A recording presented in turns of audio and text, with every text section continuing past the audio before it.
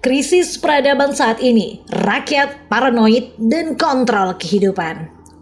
Saudara, simak baik-baik video ini. Cermati, amati, deteksi, dan juga pahami. Gunakan kecerdasan yang Anda miliki, karena kami tidak ingin masih ada orang yang menghina kecerdasan Anda. Untuk itu, siapkan waktu Anda beberapa menit untuk memahami isi video ini. Jika Anda sibuk, tunda nonton video ini. Jangan tonton sekarang. Anda butuh waktu yang tenang dalam menyimak isi video ini. Tunda, tunda, tunda jika Anda tidak ada waktu. Tapi ingat, jangan abaikan isi video ini.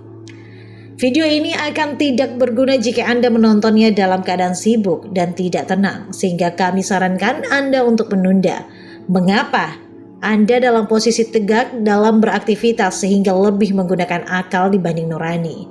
Kami sarankan tonton video ini dalam keadaan berbaring agar otak dan pikiran Anda selaras dengan hati, agar tersentuh jiwa dan nurani. Tontonlah dalam keadaan menjelang tidur, itu lebih baik. Tubuh Anda dalam keadaan rileks dan mudah menerima informasi dari video ini. Baik, kalau begitu, mari kita mulai. Saudara, ini bukan cerita mimpi khayalan atau dongeng menjelang Anda tidur, tetapi merupakan pengantar kejernihan pikiran Anda atas invasi informasi yang menakutkan kita dalam 1 tahun terakhir ini. Apa itu? Ya, itu dia. COVID-19 yang melanda seluruh penjuru dunia. Kita tidak sedang membahas apa itu COVID, berasal dari mana, mutasinya seperti apa, dan sebagainya. Tetapi kita sangat jarang menggunakan kecerdasan kita dalam menganalisa kondisi ini. Apa yang sebenarnya krisis ini bisa terjadi? Kita saat ini tidak dilindungi oleh para politisi atau negarawan pemimpin dan yang mengendalikan negara dan daerah. Setiap hari kita dicekoki informasi media-media dengan masif luar biasa sampaikan propaganda berita.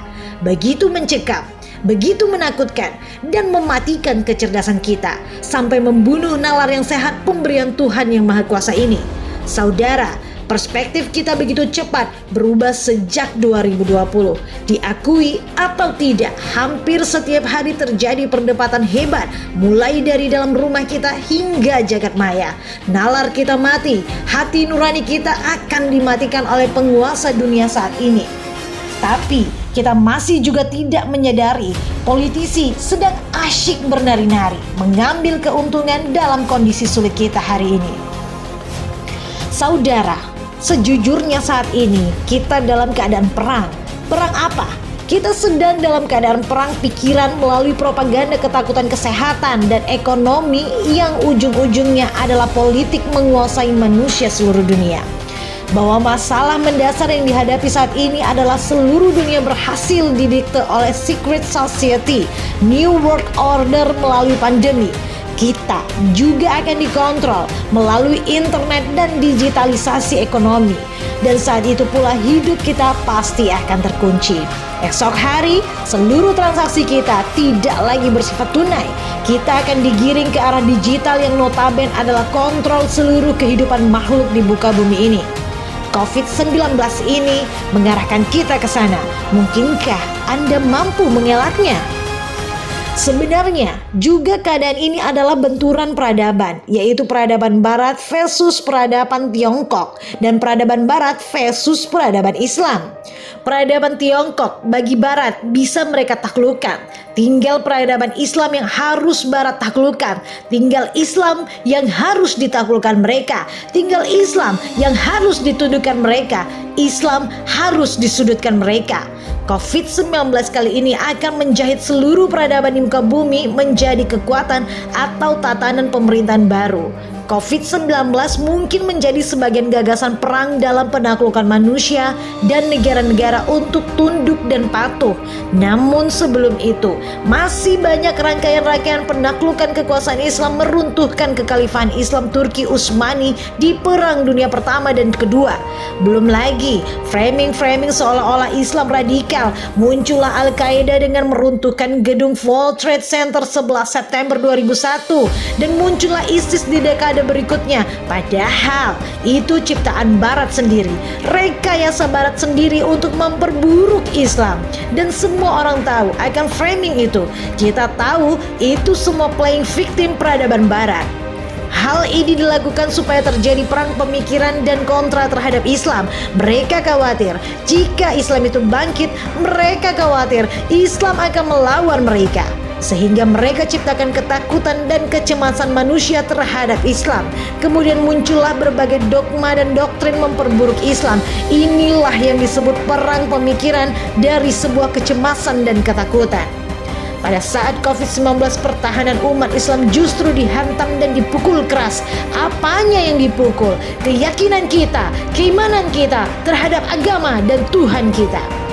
Kedepan, keyakinan dan keimanan kita dihantam masih belum selesai.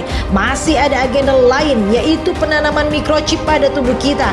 Inilah kontrol manusia akan dimulai.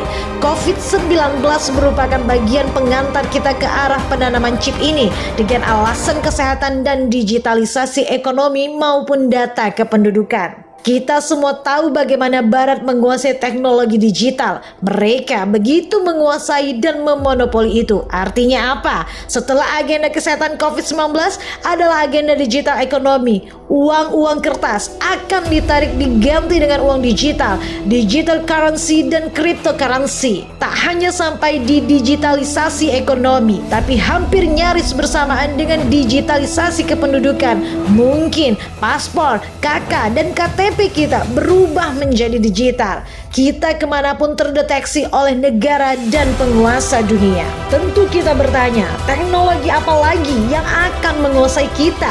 Tentu microchip. Di mana microchip itu dipasang? Pastinya di tubuh kita. Berbagai artikel dan video gamblang terbuka di depan mata kita.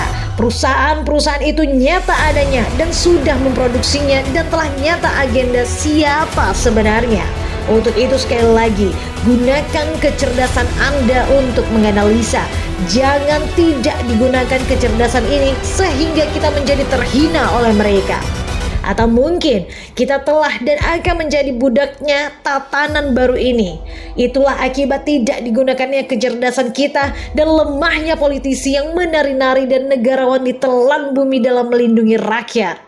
Kita harus menyadari ini adalah perang yang seharusnya sebagai rakyat kita dilindungi dari berbagai kejahatan dan konspirasi. Tapi faktanya, apakah kita dilindungi? Politisi, penguasa ikut-ikutan menyerang rakyat dengan di 2020 hingga hari ini dengan alasan kesehatan rakyat. Padahal semua itu kita tahu kalau agenda itu adalah nyata konspirasi. Masa kita tidak melihatnya? Masa kita tidak membacanya? Atau mungkin nalar dan kecerdasan kita telah mati karena propaganda media dan penguasa? Kita ulangi sekali lagi, gunakanlah kecerdasan kita. Kita telah kehilangan kedaulatan tampaknya. Hal itu bermula pada krisis ekonomi 1997 dan 1998. Dan itu menjadi pintu masuk asing pada negara kita. Di situ peluang intervensi ekonomi asing kepada negara kita. Berbagai amandemen undang-undang dasar dan aturan hukum lainnya diubah. Investasi asing begitu terasa sebagai invasi asing sesungguhnya. Penguasaan badan usaha milik negara boleh dimiliki siapa saja. Penguasaan sumber daya yang harusnya dikuasai negara nyatanya menjadi milik swasta. Di mana kedaulatan negara?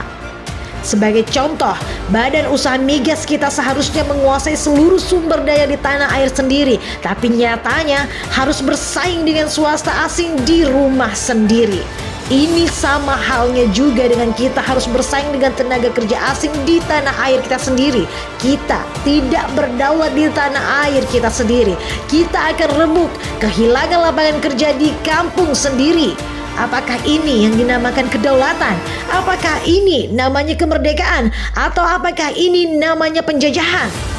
Ini sebenarnya investasi atau invasi? Campur tangan asing kepada negara kita begitu luar biasa. Campur tangan melalui siapa yang dapat berinvestasi dan dari hutang menjadi negara kita tidak berdaulat. Ketika hutang negara menumpuk, jangan disangka bahwa negara yang membayar itu. Kitalah yang sebenarnya membayar hutang negara. Ya, kita rakyat semua, terutama Anda yang menyimak video ini. Tentu Anda bertanya, kok kita yang bayar? Yang hutang siapa? Yang bayar kok kita? Bagaimana cara kita membayar? Yaitu lewat pajak. Pajak apa? Pajak pertambahan nilai, pajak penghasilan, dan pajak-pajak lainnya. Belum lagi pajak sembako. Ibu melahirkan anak-anak kita sekolah pun rencananya akan dikenakan pajak. Masa kita tak terasa mau dipajaki untuk membayar hutang? Siapa yang berani audit hutang negara kita? Sementara si pemberi hutang adalah penguasa dunia. Berani badan pemeriksa keuangan kita memeriksa penguasa dunia? Dipecat sama presiden nanti. Karena periksa hutang negara sama dengan periksa presiden dan menteri keuangan. Sesungguhnya menguasai rakyat adalah menguasai negara. Mustahil rakyat dikuasai tanpa melalui negara. Tentu pakai agenda-agenda, pakai propaganda-propaganda. Ketika negara diberikan hutang, maka uang hutang akan dipakai rakyat melalui bank-bank dan jasa keuangan lainnya. Rakyat yang berhutang pada bank nantinya akan terkena riba atau tambahan dalam bahasa Islam. Riba ini menguntungkan siapa? Anda bekerja untuk bank atau dengan si pemberi hutang? Anda bekerja untuk si pemberi hutanglah yang sesungguhnya. Stoplah berhutang hari ini. Jika kita tidak berhenti, maka kita akan jadi budaknya penguasa dunia New World Order. Oke, kita beralih kembali pada perang peradaban dunia. Semua orang menyadari benturan peradaban ini bukanlah peperangan biasa. Ini peperangan yang tidak pernah kita duga. Situasi perang saat ini adalah perang sistem dan kekerasan simbolik, di mana kita menghadapi perang yang lemah lembut, tetapi sesungguhnya kita dipaksa untuk ikut New World Order, yaitu hutang dan COVID-19. Ujungnya menciptakan tergesernya akhlak umat manusia kepada materialisme. Itulah yang kami sebutkan di awal tadi. Kita dihantam dan dipukul keras melalui ekonomi dan pandemi, sehingga akan mengubah perspektif kita dalam menjalani kehidupan. Selain itu, keyakinan dan keimanan kita dalam beragama juga dipukul telak. Apakah kita tidak menyadarinya? Kita dipaksa sholat harus menjaga jarak. Dalilnya ada atau tidak?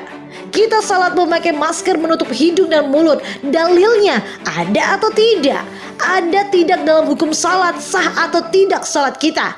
Ketika tidak ada dalil fikih yang kuat, mengapa kita harus menjaga jarak dan memakai masker saat salat? Inilah salah satu paksaan yang mengubah keyakinan kita dan keimanan kita melalui pandemi. Tersistem dan terencana untuk merusak akidah umat Islam. Maka sholat pun doa-doanya tidak sampai kepada Tuhan semesta alam, karena kita dipaksa menjaga jarak dan memakai masker saat sholat. Begitu cermatnya mereka menghantam umat ini. Perang peradaban bukan dimulai baru-baru ini. Jika Anda belajar silsilah siapa Rockefeller dan Rothschild, maka Anda akan tahu siapa nenek moyang mereka, kejamnya seperti apa saat menguasai dunia. Apakah mereka menjadi bagian leluhur Firaun dan Namrud? Silahkan Anda belajar keturunan siapa mereka sebenarnya. Namrud dan Firaun adalah sosok raja perkasa yang mendaulat dirinya sebagai Tuhan kepada seluruh rakyatnya. Namun kala itu adalah peradaban bagaimana kedua sosok ini muncul dan menjadi simbol kezaliman peradaban umat manusia. Kedua raja penguasa kaya raya ini muncul ke permukaan sehingga muncullah perlawanan dari Nabi Ibrahim dan Musa. Tapi di zaman peradaban sekarang ini berbeda. Rockefeller dan Rothschild tidak tampil ke permukaan sebagai sosok penguasa dunia yang kaya raya. Mereka tidak perlu punya negara dan punya rakyat, tetapi mereka mampu mengendalikan seluruh rakyat di seluruh negara. Dan rakyat dan negara harus patuh kepadanya. Hebatnya, kita pun tidak sadar telah dipimpin mereka dalam peradaban umat manusia. Sekali lagi, gunakan kecerdasan Anda. Seyogyanya, Rockefeller dan Rothschild sedang meniru gaya iblis. Kekuasaan mereka tidak tampak dengan jelas, Kemampuan merayu untuk berbuat jahat sangat rapi, tetapi agenda mereka begitu terasa. Mereka tidak muncul seperti sosok Fir'aun dan Namrud yang tampil terbuka dengan kekuasaannya. Bagaimana hancurnya dunia Arab di Timur Tengah diporak-poranda oleh mereka sampai hari ini. Bagaimana perusakan moral negara-negara Islam serta perang pemikiran radikalisme yang menyudutkan Islam. Itu adalah agenda dan propaganda mereka. Islam adalah musuh nyata bagi mereka.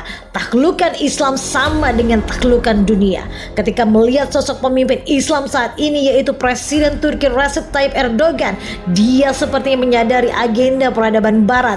Dia tampil berbeda dan melindungi rakyat. Bahkan dia mampu membantu negara lain yang terjerat hutang dengan IMF, yaitu Somalia. Erdogan membantu negara ini untuk melunasi hutangnya. Selain itu, Turki juga sudah melunasi hutangnya kepada IMF di bawah kepemimpinan Erdogan.